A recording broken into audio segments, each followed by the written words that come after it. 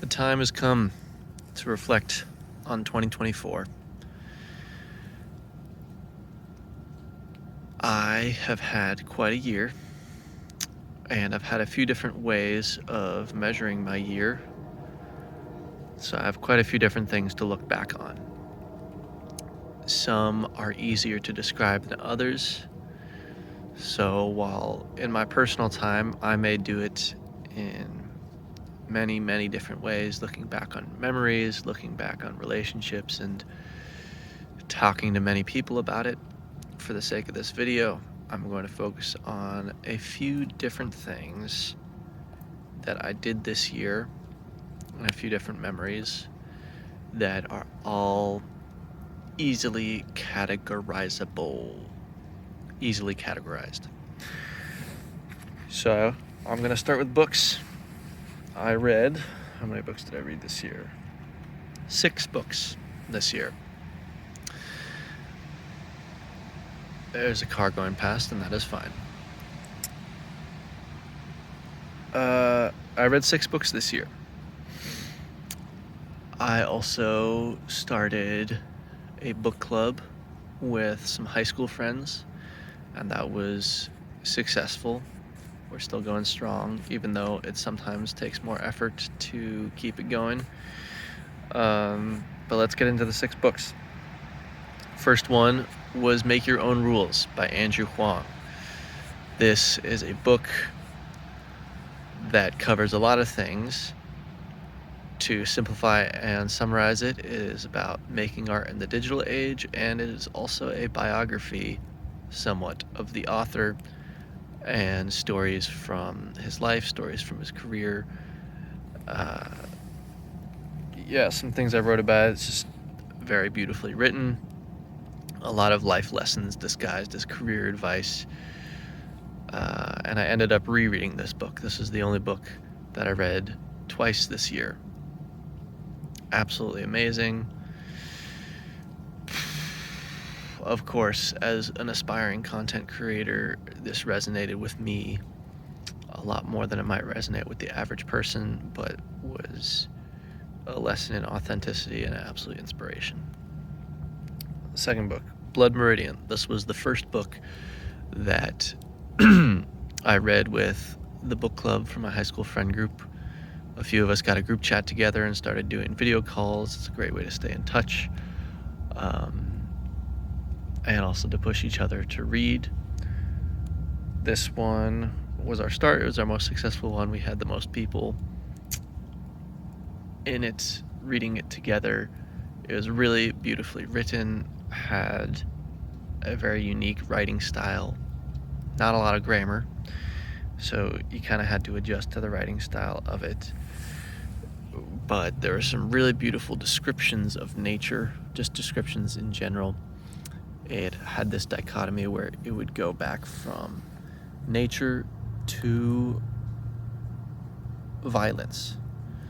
The main group of characters were a band of outlaws, so it would be like beautiful, almost holy descriptions of the Western Rockies in America, and then brutal, violent, horrible descriptions of the types of acts they were committing and hunting Native Americans down. Third book, Myth of Normal. My favorite book that I read this year, very profound. The author has a lot of experience in the medical field and has since done a lot of research outside of it, and is just all around well-rounded human being. His name is Gabor Mate. Look him up. Look up this book. Highly recommend it. 36 chapters of just pure truth about today, about our society, about humanity, about healing, about trauma. Just pure truth boiled down into 36 chapters. One of the reviews I read on the back was, "This is essential reading for anybody with a past and a future." I think that's a very apt review. Highly recommend that. I cannot recommend that enough. Had a lot of effect on my year, on my perspective and the way my perspective changed on things. mind-opening book for sure. Next one was a collection of poetry by Rumi. I didn't finish this book, but I read enough of it to decide to include it here. Rumi's poetry isn't always obvious what he's talking about. It isn't always accessible. It takes a little bit of time to get into the practice of reading it and understanding what he's talking about when he's describing different things. But he's always describing the same thing, really, which is the undescribable spirit that moves through all things. Some call it God. This is much different than all the other books. Very much almost felt like a practice. The same way meditation is a practice, reading Rumi is a practice. You have to sit there, you have to wait, and it opens a channel for me opens a channel within me that accesses harmony, spirituality, the way of things. It's a feeling that cannot be described. Fahrenheit 451. This is a classic literature book, a mirror for our society and other societies, and an amazing, amazing cautionary tale for what can happen if we don't take care of our society. Wildly efficient writing, great characters.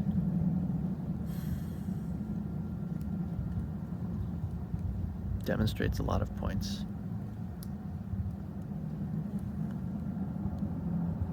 I've been recording for 7 minutes.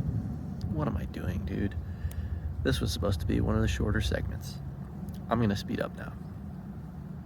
Redwall, absolute classic, great demonstration of good and evil, honor, duty, friendship, true courage.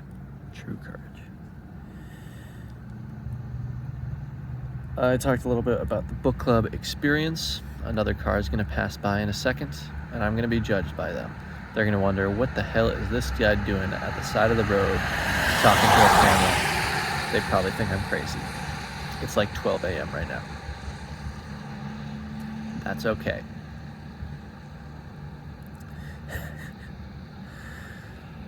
Books for next year. I have a few more, but there's 4 that I'm already having in mind. First one, Frequently Happy, by David Larby. Man's Search for Meaning by Viktor E. Frankl. I've already started that. It's exhilarating. Wind and Truth by Brandon Sanderson, the 5th book in the Stormlight Archive series. Oh my god, I cannot say enough about that series and about how excited I am to read that. Ernest Shackleton's Endurance. This has been recommended to me by a lot of people that I care about, so I will read it. Moving on from books. That took way too long. That took way too long. Another car is going to pass me, and another car is going to judge me. Whew, and that is okay. I am such a weirdo. That might have been the same car as before. I'm not sure. I'm such a weirdo. We will see what happens. Ooh. Ooh. Man. There's a visceral feeling inside when you know that you're sticking out like a sore thumb. But it's okay. The thing that I was most excited to talk about was my resolutions. I had 3 resolutions this year. I had a thing that I abstained from for the whole year. I had a habit that I tried to add throughout the year, and I had an external goal that I tried to achieve throughout the year. So let's get into it. Alcohol. I abstained from alcohol throughout the whole year. This came about from a conversation that I had with somebody online. They talked about how they like to abstain from something each year as a New Year's resolution. It interested me. I think we talked about alcohol a little bit. I picked alcohol. I was drawn to it just because of the discipline it takes to abstain from something, but then alcohol specifically because it's kind of a social experiment. I've never liked the social pressure that comes from the culture around alcohol. It is the most widely accepted drug in our society, and so there's a lot of social pressure to do it in order to connect with people. And I figured by doing this, by the end, I'll hopefully understand the difference between what I personally enjoy when I consume alcohol and what is actually social conditioning. So understanding the difference was kind of the point of that experiment. It was also the easiest resolution because it was a negative. It was something to abstain from. I was never addicted to alcohol, so there weren't any forces in my life that would cause me to accidentally drink alcohol. This was a resounding success. 2 days out from the new year, still have not drank a drop of alcohol this year. Second one, dancing and meditation. These were 2 habits that I tried to include into my year. I think the exact wording was to dance and meditate for as many days as I can in the year. This was mainly a success, not as resounding as the first one. I had meant to keep track of the exact amount of days that I did this. I did keep track of the days until September, I think, and then I started working in wilderness therapy and a few other changes in my life started happening, and I just kind of lost track. Once I lost track, I kind of gave up on keeping track, but I did keep the habits. Dancing every day, that was the main habit that I kept. Meditating, I'm still kind of in the habit of, but I don't necessarily do it every day. Let's get into the reasons. So this was an additive habit. When I dance for 5 minutes in public every day, by the way, that's what it is, in public 5 minutes every day. The point is to free myself of judgment, such as the judgment coming from the 2 cars that passed me already.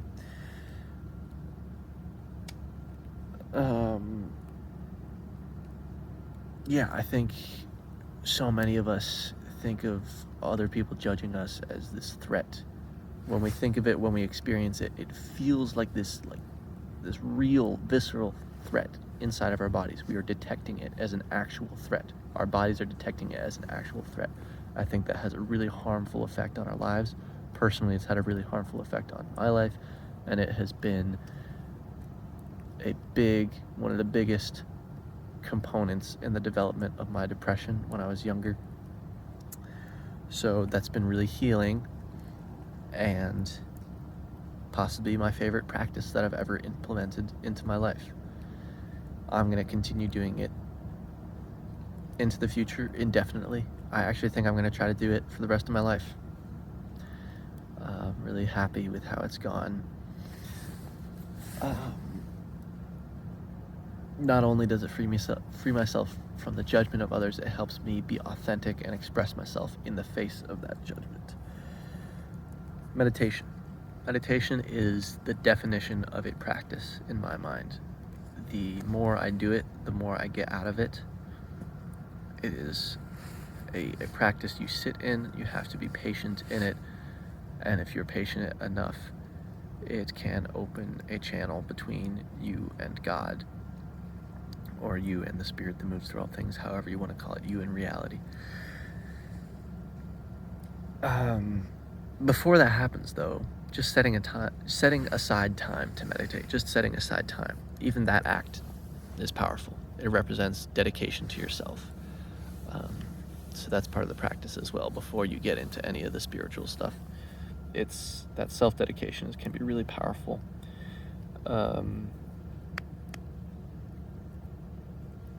Yeah, this one was not as successful. I still do it often, but not every day. Maybe I do it every other day, maybe once every 3 days. Once every 3 days is probably more accurate. Overall, I would say both of these pretty successful. I didn't keep track. It would have been cool to know the exact amount of days. I think if I were to estimate, dancing would be around 300 days during the year.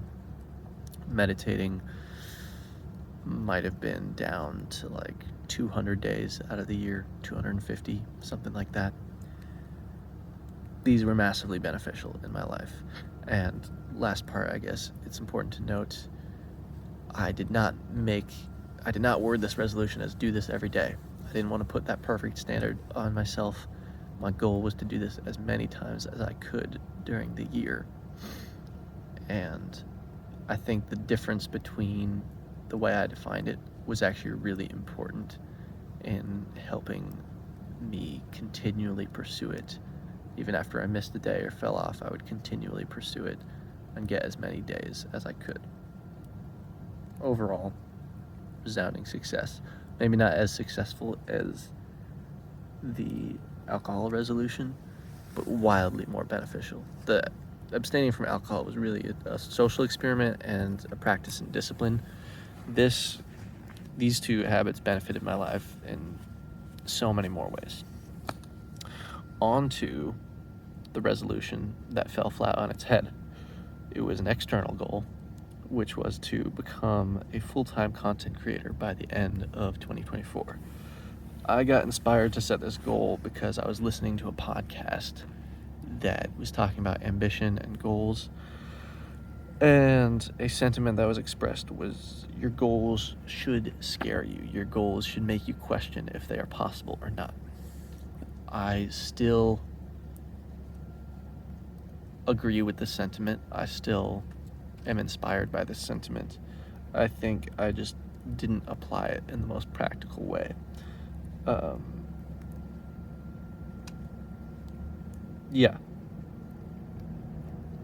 Giving that sentiment value requires you to apply it in a practical way, and applying it in a practical way requires a lot of nuance that I was overlooking when I set this goal.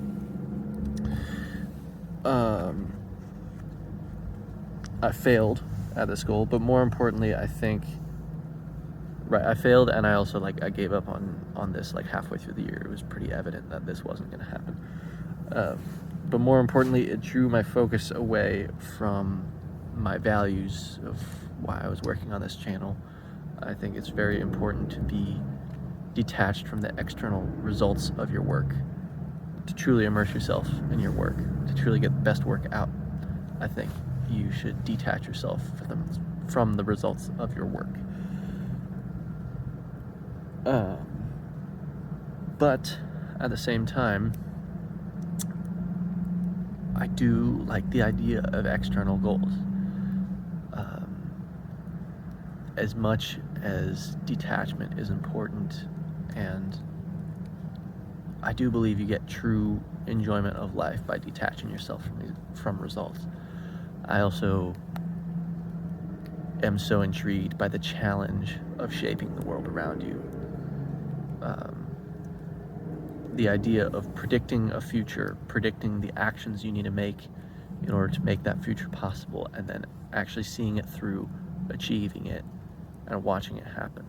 That's got to be one of the most satisfying things you can possibly do in life. I want to get to a point where I can do that better.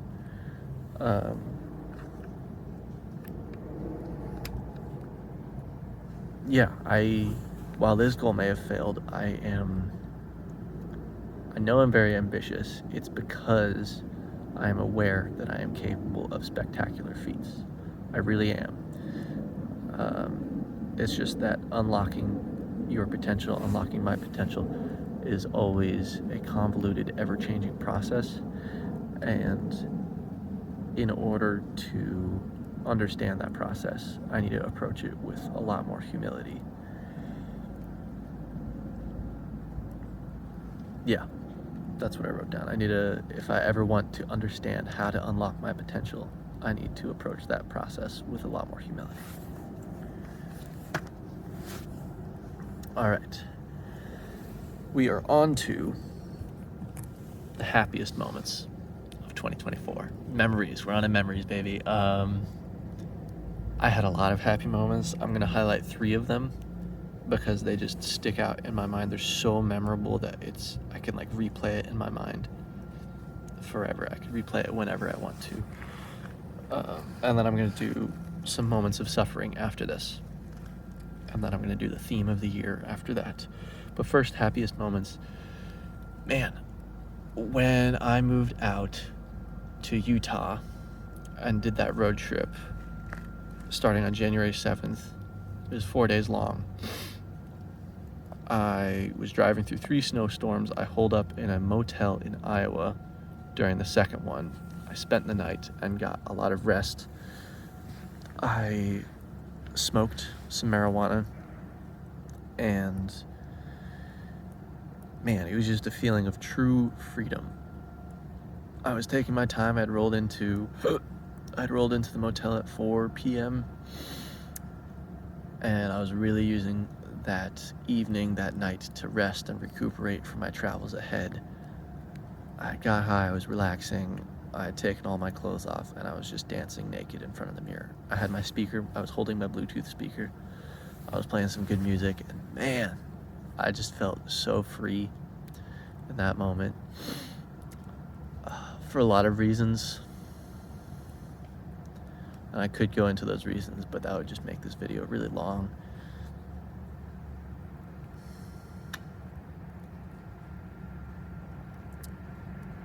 The feeling of pure freedom. I'll stop there, I guess.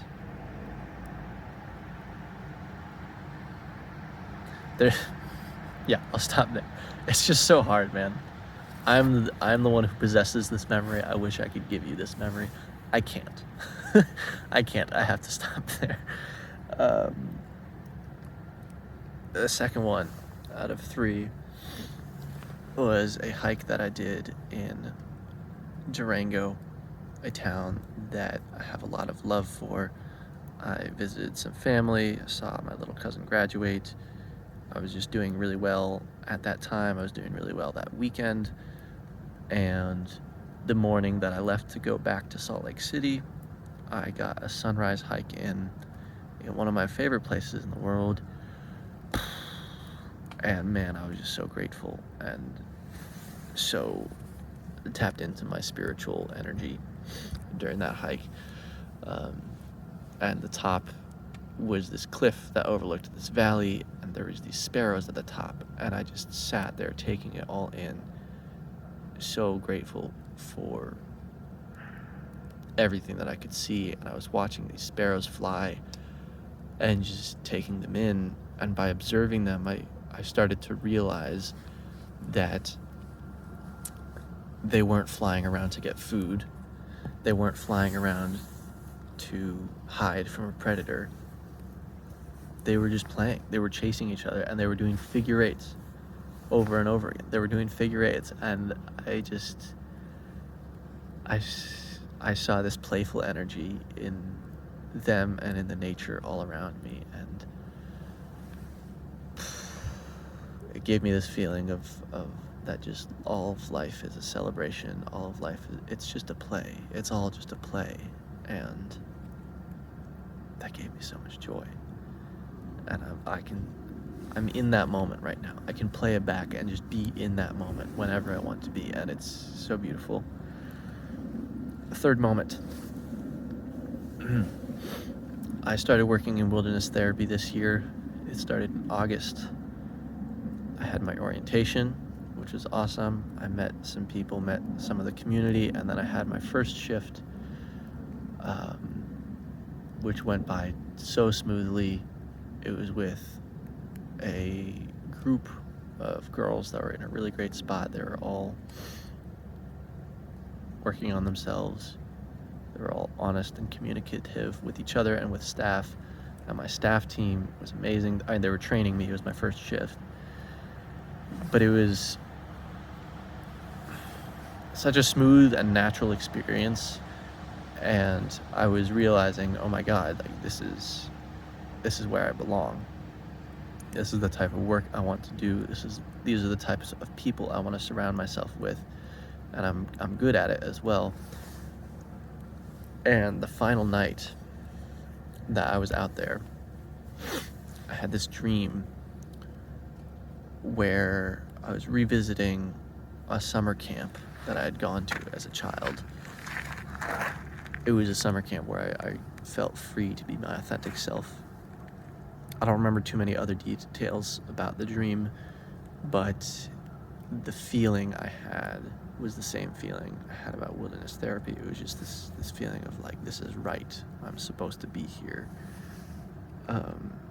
I belong here, and I've found my place in the world. Kind of, it was a dream that was very charged with emotion. I immediately woke up and I just lay there looking at the stars because I was cowboy camping.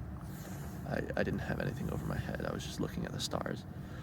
I got up, I went for a walk, I was still looking at the stars, and I literally saw a shooting star in this moment. This was kind of crazy. I saw a shooting star, and I thought about making a wish, because you make a wish on shooting stars, and it occurred to me that there wasn't a single thing that I wanted in my life. There wasn't a single thing that I didn't have in my life that I wanted. Nothing could have possibly made my life better in that moment. I was so fulfilled. I was so at peace. And it's indescribable. But I tried. On to some moments of suffering. These ones feel different. I can't play them back like movies the way I was playing back the other ones. I guess maybe I could for a couple of them, but they kind of blend together because my moments of suffering all felt the same. It was all the same type of suffering. It was the same feeling every time. Depression. Hello. That's what got me to start this channel.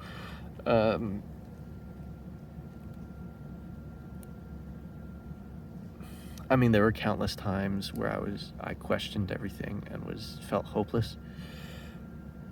But in terms of palpable suffering while going through a specific thing that I could describe after the fact, there's two moments that come to mind. One moment was at the end of 75 Hard, the challenge that I did in May. I was hitting all the requirements for the challenge every single day, and my mental health was not getting better.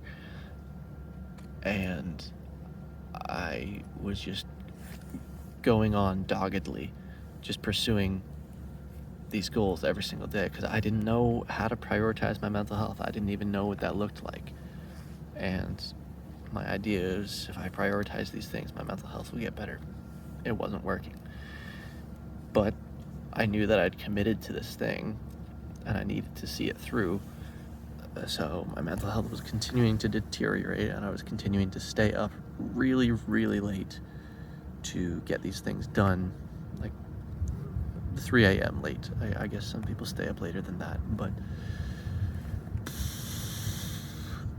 it was maximum feelings of depression. When I say maximum feelings, I mean there's almost like a level where it gets like maxed out, and those moments are the ones that I talk about where it all blends together. So that feeling of like maxed out, just completely overwhelmed, completely feeling hopeless, uncontrolled, and pathetic, incapable, weak. All those feelings were maxed out, and I was still committed to doing this thing, and I forced myself to do it. So in a way, this is kind of a moment of victory, but the last thing I had to do that day was one 45-minute bout of exercise. And I had made these rules lenient for myself, so it was a 45-minute walk. I tried to make it a 45-minute run. I really tried. Every single step, I swear to God, every single step required so much willpower out of me. And so much thought and willpower had to go into every single step that running literally was not physically possible for me in this moment. I tried, and I was like manually pushing my legs almost. If somebody drove past me, I would have looked like a zombie shuffling on the sidewalk. That's literally what I looked like. So forcing myself to do this while in that feeling was very painful. It was really painful. And yes, it's a moment of victory. I'm proud of it looking back. but that was one moment of suffering that stood out to me. The second one is pretty identical to the first one. Same exact feelings, same mental place that I was in. I was going for my second orientation at a wilderness therapy company. The first wilderness therapy company that I'd started working at ended up closing down, which was unfortunate. This was the second one that I applied to. I was going to orientation, and I needed to show up on a Thursday morning. So it was Wednesday night, and I'm just like frozen in this like depressed, procrastinating mental state where I've barely prepared anything at all, and I'm just staying up. I'm frozen. Frozen is the best way to describe this. And I forced myself to do the onboarding paperwork, I think, on the computer, just like clicking the boxes, filling in the bubbles as quickly as I can, not putting as little thought into it as possible, gathering things that I thought I needed, and I definitely forgot a lot of things and was missing a lot of things, but just forced myself to pack my car and get going. And I didn't do all of this until 3 or 4 in the morning, when I needed to make the 4-hour drive down in order to make it by 8 o'clock. So I literally was cutting it as close as possible, but I knew I had to do this in order to get this job that I wanted, to hopefully create another moment like what I was talking about before, to chase a community, to chase a job that I feel like I belong at. And I knew it was going to be beneficial for my mental health. But in the moment, it fucking sucked. It really sucked. And actually, another moment of pride, I had a talk with myself in the car about how much it sucked and how much I was frustrated at myself and mad at myself. I used an I feel statement. Highly recommend that to everybody. I feel blank. I feel this way when blank. I feel this way because blank. My hope inside my control is blank. My hope outside my control is blank. It's really powerful if you use that statement while you are actually going through a really powerful emotion. I think that is the healthiest self-anger that I've ever expressed to myself. But it was a really painful moment. I felt like I was in slavery mode almost. I was forcing myself to go through all those actions despite what I wanted to do. And it was slavery for a good cause, but it still felt like slavery. And that ties into the theme of the year, which is showing up. This was, to tie this all together, this was my theme of 2024, was just showing up. That moment that I described during 75 Hard, I think that honestly may have been a pivotal moment of the year where I really developed the skill of showing up for myself no matter how I was feeling. The feelings of depression and mental anguish can be extremely powerful.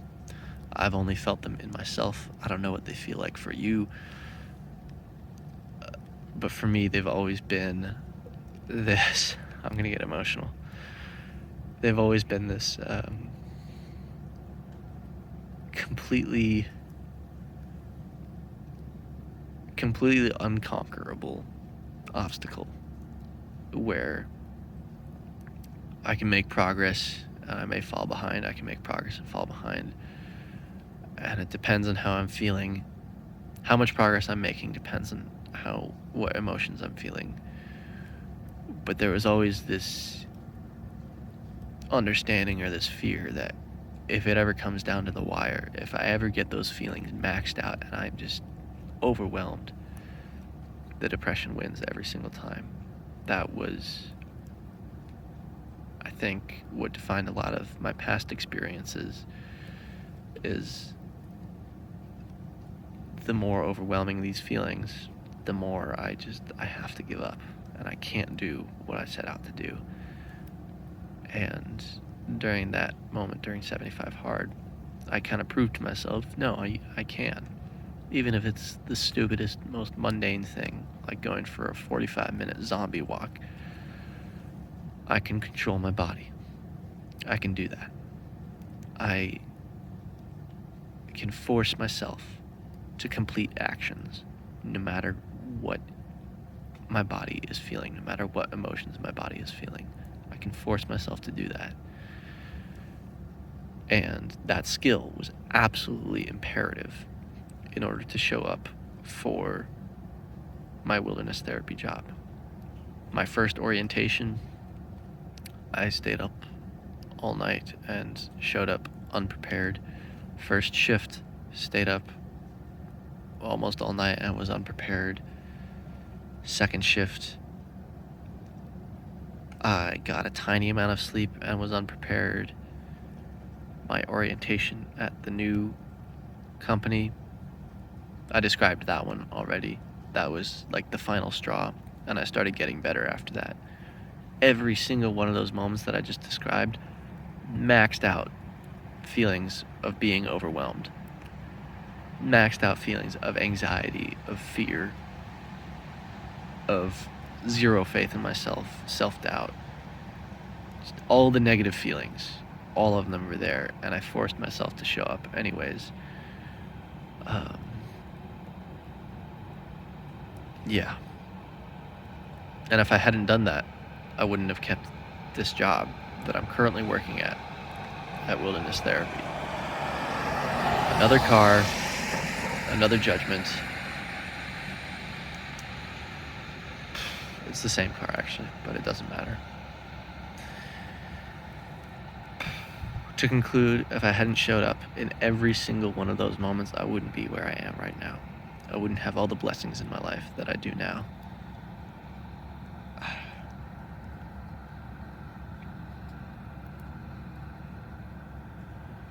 And each of those moments, looking back on them, they feel so razor thin. Like if one thing had happened this way or that way, I could have not shown up. I don't know if that's true or not, but it feels like that. And I'm just so proud of myself for showing up, no matter how I'm feeling. I'm describing it over and over again. It's such a simple thing. It's a simple concept to understand. I don't need to describe it that much. But the thing that I can't get across is the feeling of it. The feeling of overcoming that hurdle it's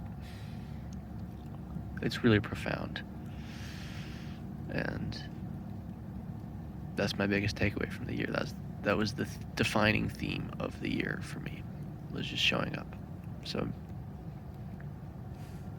here's to showing up in 2025.